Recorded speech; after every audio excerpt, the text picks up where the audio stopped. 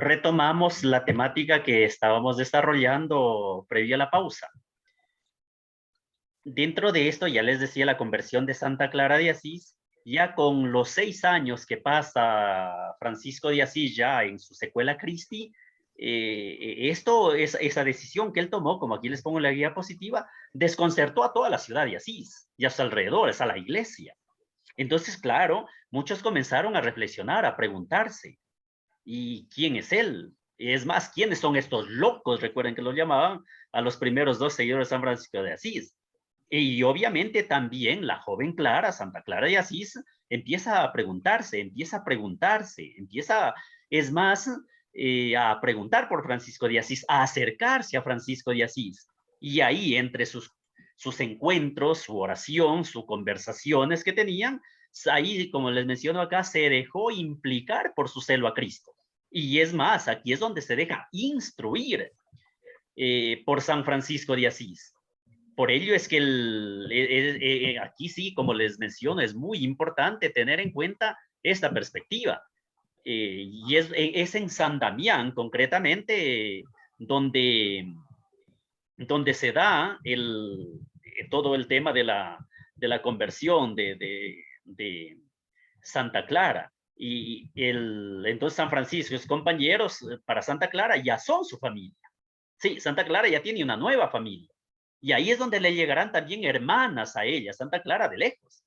Y como en el caso de Francisco, empezarán a crecer, a crecer. Entonces, la santa permanecerá siempre vinculada a Asís, a la ciudad, mostrando, a pesar de las situaciones difíciles que tuvo que pasar, como es el tema de la violencia en Asís, la devastación, donde la oración de Santa Clara realmente ayudó a todo ello.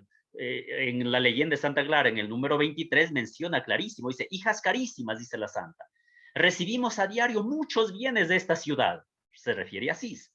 Sería gran ingratitud si en el momento en que lo necesita, no la socorremos en la medida de nuestras fuerzas. O sea, Santa Clara se sentía involucrada con la ciudad, con las hermanas.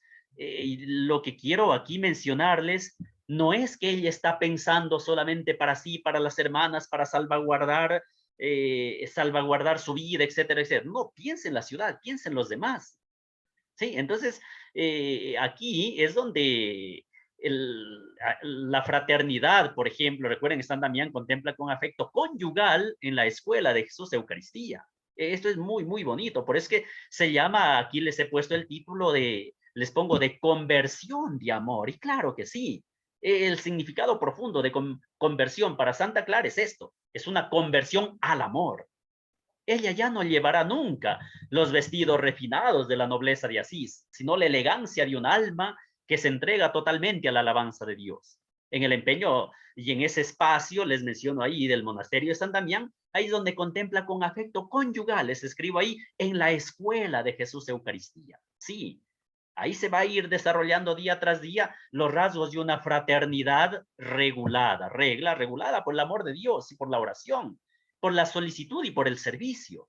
En este contexto, entonces, de fe profunda y de gran humanidad, Santa Clara se convierte aquí sí en fiel intérprete.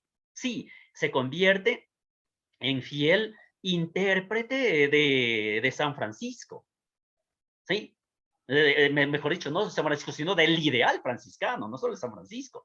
Aquí es donde implora el privilegio de la pobreza, o sea, la renuncia a poseer bienes, incluso solo comunitariamente. Y esto es lo que desconcertó al mismo Papa de la época, el cual conocemos ya por la historia y la geografía, que al final se rindió al heroísmo de la santidad de Santa Clara y de las seguidores, es decir, de las damas pobres.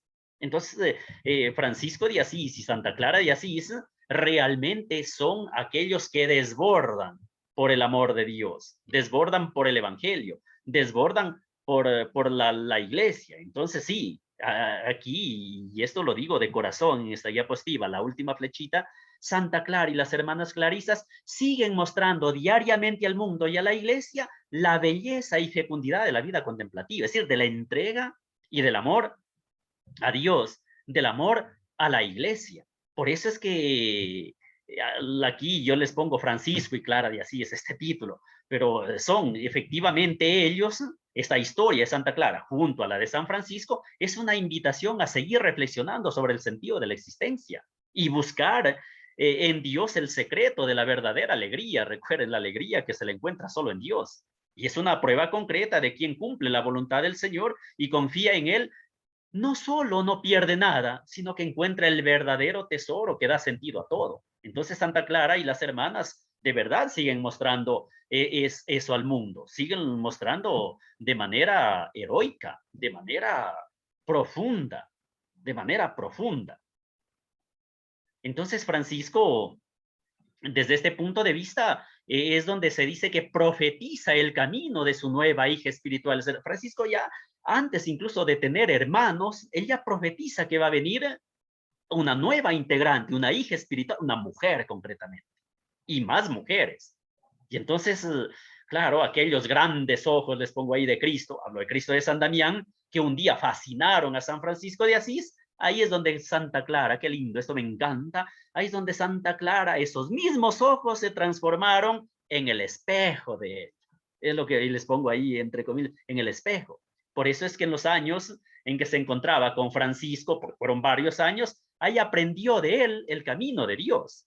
¿Sí? El camino de Dios. Y claro, aquí no hay que tener miedo a decirlo, y eso lo dicen los agiógrafos, dicen, Santa Clara era una chica muy atractiva, muy bella, muy culta, bien vestida, etc. Pero entonces ahí, a ver, ¿por qué menciono esto, queridas hermanas? Es para mencionar que el pobrelo, es decir, San Francisco de Asís, a toda esta belleza de Santa Clara, él le muestra una belleza superior, que se desarrolla en una vida de amor auténtico tras las huellas de Cristo pobre y crucificado, ¿sí? Y ahí es donde Francisco de Asís y Santa Clara van a entender que Dios es la verdadera belleza, ¿sí? Dios es la belleza. Y Francisco de Asís por algo dirá, es el sumo bien, ¿sí? El sumo bien, el bien total, ¿sí?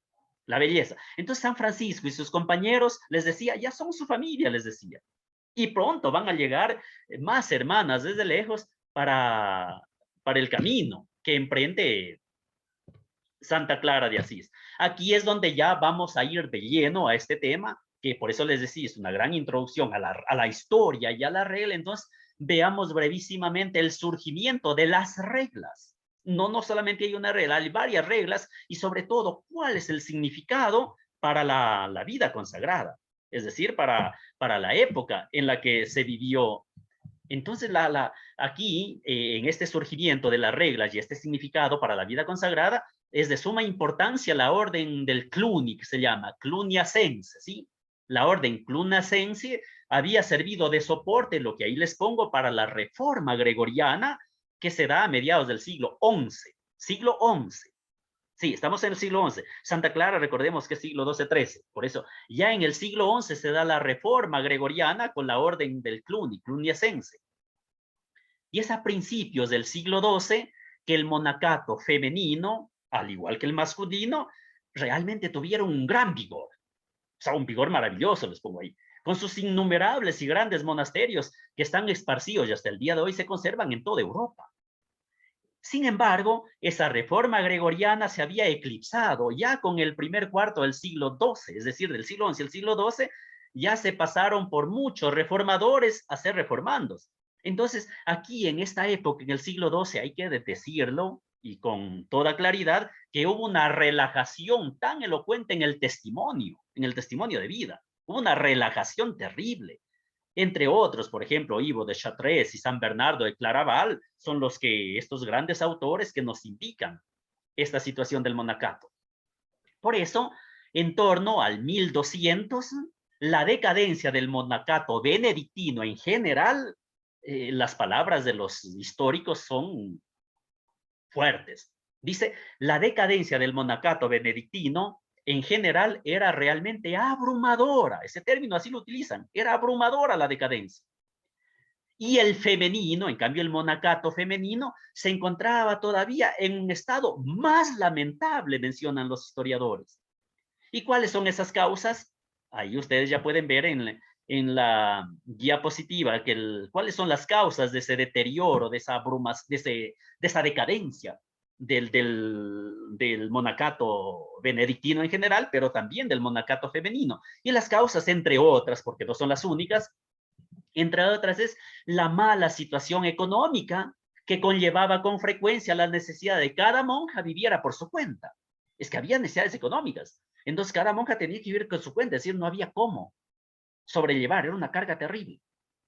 Otra causa es la mala formación de las novicias, es decir, no había una buena formación. Bendito Dios que ustedes siempre están formándose y actualizándose.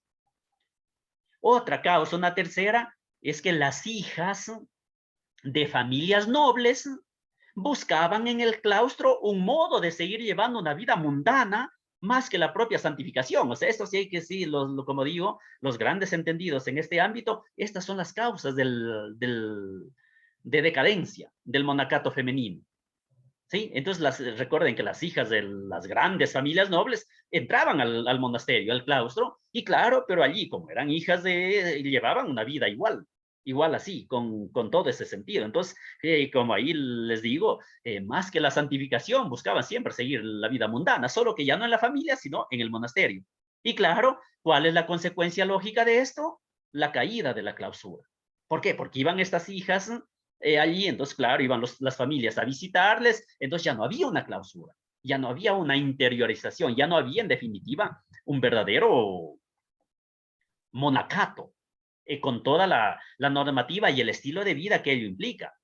Aquí también hay que tener muy presente el tema de que ante toda esta realidad se apuesta por revitalizar esto, o sea, volver a revivir, volverle a dar vida a esta situación.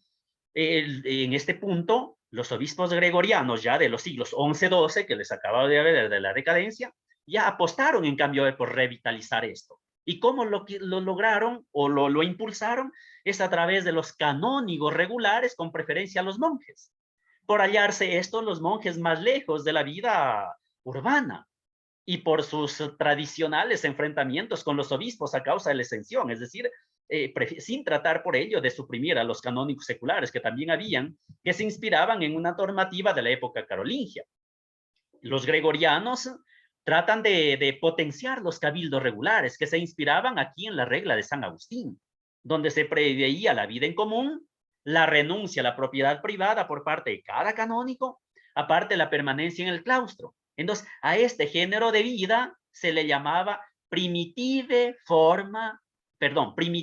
vitae forma o vita apostólica en latín. Entonces era una primitiva forma de vida o una vida apostólica y otros términos que pueden ayudarnos a comprender. Por eso que a lo largo del siglo XII se crearon numerosas fundaciones de este estilo, les digo, para revitalizar toda esta situación que estaban viviendo los monasterios o el monacato, tanto femenino cuanto masculino. Entonces aquí viene el tema de las famosas canonesas o canónicas. Es decir, para revitalizar el monacato femenino, se crea al estilo de los canónigos regulares también unas canonesas o unas canónicas que están vinculadas a la autoridad de la diócesis, es decir, de los obispos.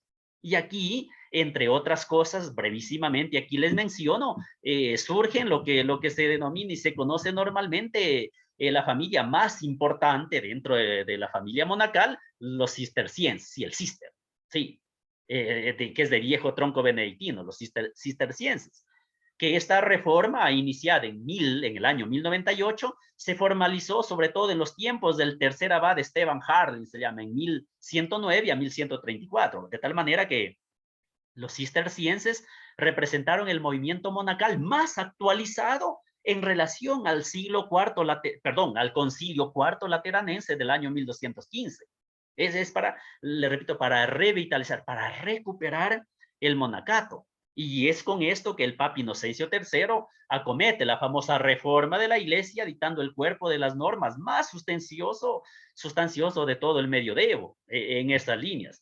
Entonces, las principales ramas monacales surgidas en estos siglos XI-XII condicionan la aparición de otras familias de monasterios femeninos, o sea, condicionan, cada una de las cuales sigue una trayectoria familiar en relación a los monjes. Por eso aquí, junto a los cistercienses, también es bueno nombrar a los premonstratenses, que se llaman, que son otras fundaciones, pero que tienen menor alcance. Por eso es que se le ha dado más énfasis a los cistercienses. En líneas generales podemos decir que los siglos XIII y XIV representan en su conjunto un progresivo declive del monacato debido más que nada a su desfase con los signos de los tiempos, ¿sí? Pese a que siguieron registrándose algunas fundaciones. Sin embargo, aquí tenemos los silvestrinos, los celestinos, olivetanos, etcétera, etcétera. Sí, muchas fundaciones para revitalizar esto. Sin embargo, las causas concretas de esta situación radican en una gama de factores, entre ellas, por ejemplo, el auge de la vida urbana en el siglo XIII. O sea, aquí es donde se crean las grandes ciudades, se crean las autoridades, es decir, se da un orden, un estilo de vida. Aquí, aunque me salga un poquito de tema, en esa época es donde en estas grandes ciudades se da el surgimiento de las universidades, el tema del conocimiento. Entonces, todo eso les deja a los monjes, al monacato en sí, un poco aislado, es más desconectado, les pongo, de la vida real del pueblo, de las gentes. Además, el sistema feudal que se vivía en esa época, dentro de cuyo engranaje también el abad, también la abadesa, es con frecuencia tan mundano como cualquier otro señor feudal. Es el tema de la autoridad, el tema del yo mando, el tema del que obedezcan, el tema del que, etcétera, etcétera. Y sí, entonces aquí todo esto deteriora el clima de la vida monacal. Sí, las preferencias por candidatos de la nobleza, que sean los abades, las abadesas, es decir, todo esto va limando en las vocaciones de parte del pueblo llano, del pueblo sencillo, a las vocaciones a la vida monástica. Todo esto, como les digo, no ayuda a esta reforma gregoriana que trató de revitalizar ese gran proyecto del monacato femenino. Todas estas fundaciones tienen unas normas, tienen unas reglas que cumplir. Y aquí es donde viene la regla de Santa Clara. Claro, yo les he dado unas pinceladas así a grandes rasgos. Como les digo, son introducción. Ya en los siguientes encuentros seguiremos profundizando en toda esta realidad, pero ya con todas estas reformas, estos intentos de recuperar el tema del monacato, viene la linda regla de Santa Clara. Son los antecedentes que les acaba de mencionar que nos permiten comprender mejor, ahí les pongo ese hueco, ese vacío, que la legislación de las clarisas vino a ocupar, o sea, llenó dentro de la vida religiosa, dentro de la iglesia, a principios del siglo XIII. Los problemas a los cuales intenta responder la regla de Santa Clara y cómo los consigue, tiene grandes escenarios. Y ahí concretamente les voy descifrando aquí en esta parte, ¿sí? El nacimiento, como ahí les pongo, y esto sí quiero con fuerza decirlo e inculcarles a ustedes. Sí, entonces estos escenarios, en primer lugar, tenemos que resaltar que una regla, y esta es la regla de Santa Clara, no nace únicamente de la cabeza o del escritorio de un despacho, de un entendido, de un erudito, de un sabio. No nace únicamente de la cabeza. Cuidado. No. Siempre viene primero, y ahí les pongo en letras mayúsculas, siempre viene primero la vida. ¿Sí? Primero viene la vida, después sigue la regla, no a la inversa. Alguien puede objetar diciendo que primero viene la inspiración, después, claro, aquí sobreentendemos que está la vocación, está la inspiración, el llamado de Dios, la ilustración del Espíritu. Claro que sí, eso lo damos por hecho. Pero primero viene la vida y después la regla, insisto en esto, no a la inversa. ¿Sí? La inspiración pasa por la vida, que luego se cristaliza en una regla. Misma se convierte entonces en formadora de vida. Entonces, en el fondo se trata de una relación circular, yo le llamo. Vida, regla, vida. Es decir, primero la vida. A partir de la vida nace la regla. Y de esa regla vuelve a la vida. Por eso es una relación circular. Repito, vida, regla, vida. Esa es la nueva forma vitae, ¿sí? De las damas pobres. Esa es la regla. Entonces, para comprender esto que les acabo de decir, tenemos que, por ejemplo, en la regla no bulada, no en la regla bulada, en la regla no bulada de San Francisco, por ejemplo, varios estudios han demostrado que el texto que poseen los frailes menores es una serie de estratificaciones y añadidos. ¿Por qué? Por la vida. Entonces, a partir de la vida, de la experiencia, se va normando, se va regulando, regla, hasta que llegar a la fija, a la regla actual, a la regla bulada, en el caso de la orden franciscana, de San Francisco de Asís y los franciscanos. Lo mismo sucedió con Santa Clara de Asís. Por eso es que a este punto de vista la regla, esto aquí les pongo, es formadora de vida, sí, es formadora. O sea, la regla forma. La regla no es para decir, usted no salga, usted no coma, usted... No, no, no son normas para coartar una libertad o no dejarle libre, autónoma a la hermana. No, no, no, no. La regla es formadora de vida, por eso es forma vitae, da forma, formadora de vida. Y esta regla de Santa Clara hay que tener muy en cuenta estos tres elementos fundamentales que ya no es solo de Santa Clara, queridas hermanas. Escuchen esto. Estos elementos son fundamentales en todas las reglas. ¿Qué se necesita primero? Al que vive. Aquí yo les pongo claro Francisco de Asís. Quien vive es Francisco, quien vive es Clara de Asís. Y de esta vida se la comparte ¿con quién? Con los hermanos, los frailes, con las hermanas. Entonces la fraternidad con toda la experiencia, ¿se dan cuenta? Entonces es Francisco o Clara, es la fraternidad con toda la vivencia y también es nuestra querida Santa Madre Iglesia, que en el caso de Francisco y de Clara de Asís está particularmente representada por el cardenal Ugolino. Entonces estos son los elementos comunes y fundamentales de todas las reglas, no solo de Santa Clara y San Francisco, sino de todas las reglas. Pero en el caso de Santa Clara es útil tener presente también estos tres elementos, que es la regla bulada de San Francisco de Asís, es la regla de San Benito y son las constituciones del cardenal Ugolino. Estos tres elementos forman una especie de constelación en torno a la regla de Santa Clara de Asís, en el sentido de que existen referencias evidentes, ecos y también citas explícitas. La primera impresión que se tiene tras una lectura rápida de la regla de Santa Clara es una dependencia explícita, sí, es una dependencia explícita de la regla bulada de San Francisco. En una lectura más atenta, sin embargo, emerge una vida, un núcleo autónomo propio de Santa Clara, que ella quiere comprender y exponerlo en un esquema y sobre todo a través de los textos de la regla bulada. Por eso es que la regla de San Francisco y la regla de Santa Clara tienen similitud, pero al mismo tiempo se diferencian por el espíritu de Santa Clara, por la vivencia de Santa Clara. Sí, entonces es evidente que la regla de Santa Clara sigue la regla bulada, como les digo, pero debe afirmarse que no deriva de ella. Cuidado. La diferencia es tal vez sutil, pero es muy importante. No se puede decir que Santa Clara ha tomado la regla de San Francisco y la ha traducido para las mujeres. No, no, no, no, no, no, no. Ella lo hace con base a su experiencia de vida, a lo que ella va viviendo, va viviendo. Entonces, ¿qué queremos decir con esto? Que con Santa Clara y con su estilo de vida, siempre según el Evangelio, la convierten en una mujer nueva, queridas hermanas. Sí, Santa Clara la convierte en una mujer nueva. Por algo será la esposa del Espíritu Santo. Esto no les pongo en diapositivas, pero quiero resaltarlo. Es hija y sierva del Altísimo Sumo Rey, el Padre Celestial. Madre de nuestro Señor Jesucristo, es hecha así por el Espíritu, etcétera. O sea, hay textos riquísimos que ponen en la regla de Santa Clara, en la capítulo 6, estoy leyendo estos textos. Entonces, no es un modo genérico, es un modo encarnado.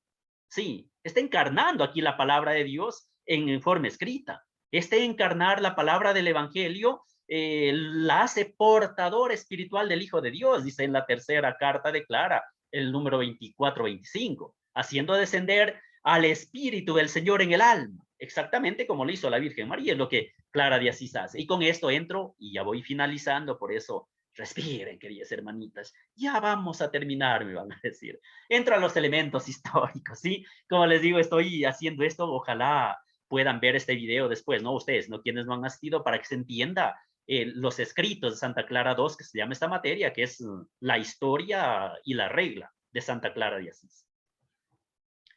Ahora, los elementos históricos, ahí les pongo la diapositiva, son claros y directos, sí. La bula del Papa Inocencio IV, que sella la aprobación de la regla, que ustedes la conocen, está fechada el 9 de agosto de 1253, 2 días antes de la muerte de Santa Clara. Sin embargo, la redacción, y esto hay que resaltarlo, la redacción del texto había concluido al menos un año antes. Si bien es cierto, el Papa la aprueba 2 días antes de la muerte de Santa Clara, en 1253, no significa que ese rato la terminaron de escribir.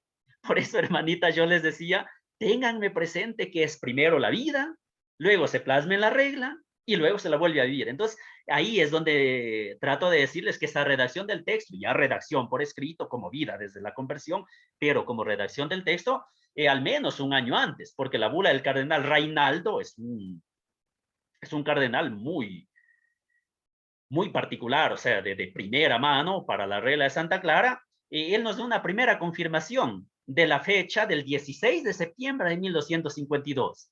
Si consideramos como fecha de partida, entonces, la relación de la regla del año 1247, que ya vamos a ver más adelante en los otros encuentros, es el año en el que se propone e impone inclusive a los monasterios de ustedes, de las damas pobres, la regla de Inocencio IV. Sí, entonces los años de composición del texto resultan ser los comprendidos entre 1247 y 1252. Pero, como les digo, aprobada por Inocencio IV en el año 1253. Cuidado, se me confundan con todos estos años. Pueden volver a ver este video y si no, en la materia, en la plataforma, ya les tengo este texto que les estoy leyendo, inclusive dando, ahí está por escrito. Tranquilas, incluso estas diapositivas les puedo pasar para que les pueda ayudar de alguna manera. A ver, la regla, el testamento más bien, el testamento de Santa Clara, desde los números 33 al 35, atestigua ahí la santa que en San Damián se vivía según la forma de vida dada por Francisco a Clara y a las hermanas, acompañada de otras sencillas indicaciones, pero todas son de San Francisco de Asís. En apoyo entonces este primer núcleo de la vía de la comunidad de San Damián, encontramos muy pronto, ya en el año 1216, lo que se denomina, y ustedes lo conocen muy bien, como el famoso privilegio de la pobreza. ¿Sí? El privilegio de la pobreza, que como fundamento también jurídico de la regla de Santa Clara. De allí que en los años inmediatamente siguientes se sitúa la intervención del cardenal Ugolino, a quien el Papa había encargado el cuidado de todos los movimientos religiosos femeninos que iban apareciendo en esos años, con características propias que aparecieron en Bélgica, en Flandes, por ejemplo, donde se trataba de mujeres que habitaban juntas para vivir religiosamente, especialmente firmes en practicar la pobreza según el Evangelio, viviendo el propio trabajo, a veces dedicándose a formas de asistencia o en otros casos viviendo con mujeres reclusas, es decir, vivían en común, vivían en comunidad. ¿Sí? Muchas de estas formas de vida permanecieron como movimientos locales, con características propias a las personas que la componían y según los acontecimientos. Algunos de estos grupos pedirán después ser informados por Santa Clara y sus hermanas. Estos grupos entonces tenían en sus espaldas ya una pequeña historia, una vida, un estilo de vida. Y eso es por eso es que Santa Clara no lo va a olvidar cuando vive y se reúnen con las hermanas ya en torno a la vida de San Damián, que se llama. Y aquí es donde Santa Clara va a ir fortaleciendo, va a ir afirmando su regla y la forma de vida que les he estado mencionando hasta estos momentos. Como les digo, a tener muy en cuenta aquí las constituciones del cardenal Ugolino que tenían como objetivo la organización de la vida regular. Y desde las primeras líneas ya subraya que hay que emprender la vida religiosa con disciplina, explicando el tema de la clausura. O sea, realmente hay norma, dada indicaciones de cómo llevar adelante toda esta forma de vida y el privilegio de la pobreza, como les digo, que en San Damián ya desde el año 1219 se añaden a esas constituciones de Ugolino, para que de manera concreta y organizada se viva ya una vida monástica, al menos formalmente. Y eso es donde se la va incluso a asociar a la regla de San Benito como fundamento jurídico de la profesión religiosa de ustedes. De todo este complejo, entonces, podemos ver que Clara parece satisfecha por cuanto se le ha asegurado una forma de vida según la altísima pobreza, pero en el seno de la iglesia. ¿Sí? En el seno de la iglesia, tal como ella siempre lo ha querido al estilo de San Francisco de Asís. Entonces entro, este es el tema final, la parte final, a la génesis en sí de la legislación de las clarisas, que Y aquí sí, con todo orgullo, tienen que decirlo ustedes, como lo digo yo también, es la primera regla escrita por una mujer para mujeres, lo dice el gran estudioso franciscano Tadeo Matura. Sí, es la primera regla escrita por una mujer para mujeres. Ella compendia toda la novedad de la que hemos hablado hasta ahora, la novedad de que el Espíritu del Señor suscitó en la vida de Francisco y en la vida de Clara. Por eso es que la Iglesia, hasta en sus más altos vértices, comprendió y subrayó inmediatamente esta novedad. Y la comprendieron también los biógrafos y los testigos oculares del movimiento franciscano, tanto de Francisco cuanto de Clara. Entonces sí, por ejemplo, Jacobo de Vitri, un hombre muy experto en formas de vida religiosa en el franciscanismo, en su viaje, él cuenta San Juan de Acre, deteniéndose en Perusa para ser nombrado obispo, se cercioró acerca de la realidad de aquellos pobres del evangelio, como eran Francisco y Clara, y sus discípulos, que ya tenían alrededor de Asís, alrededor de Perusa. Y este experto, como les menciono, Jacobo de Vitri, él menciona que de las nuevas formas de vida religiosa femenina que se estaban organizando en ese tiempo de la iglesia, realmente no se le escape esta novedad del movimiento de Clara y de las mujeres, llama él, que conviven con ella. Y entonces él dice, es una novedad, es algo grandioso, es realmente un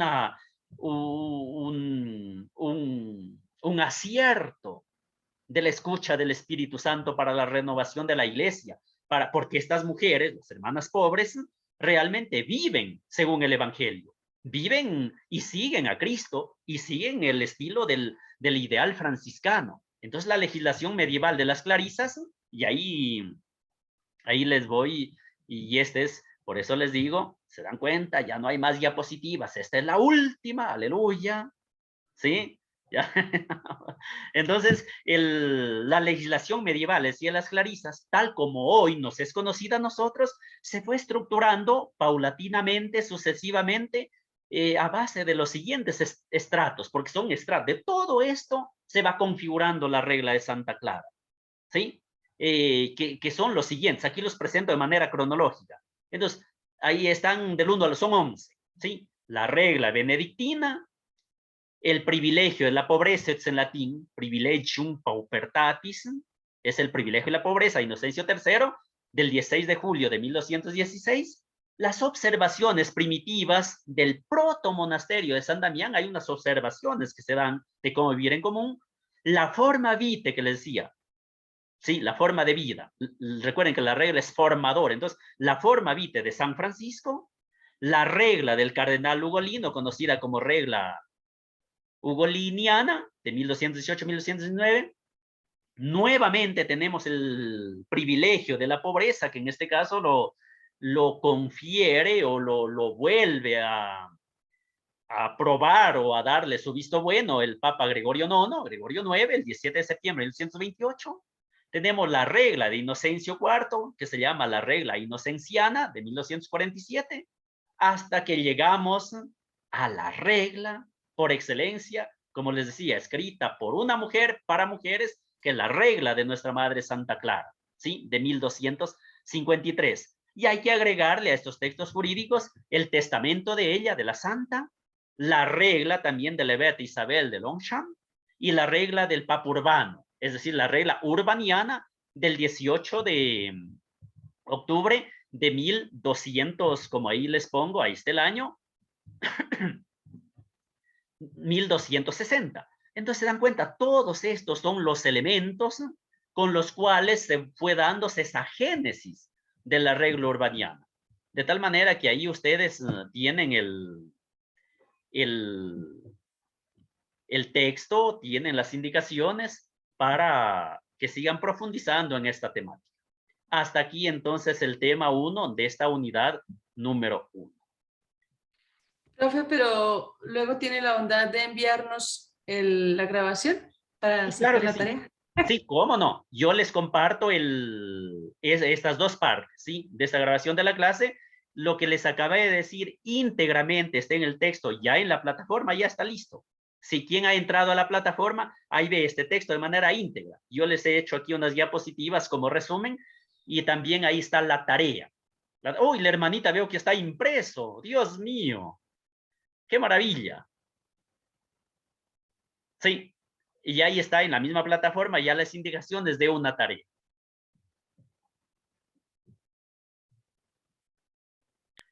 La tarea es para el domingo, profe.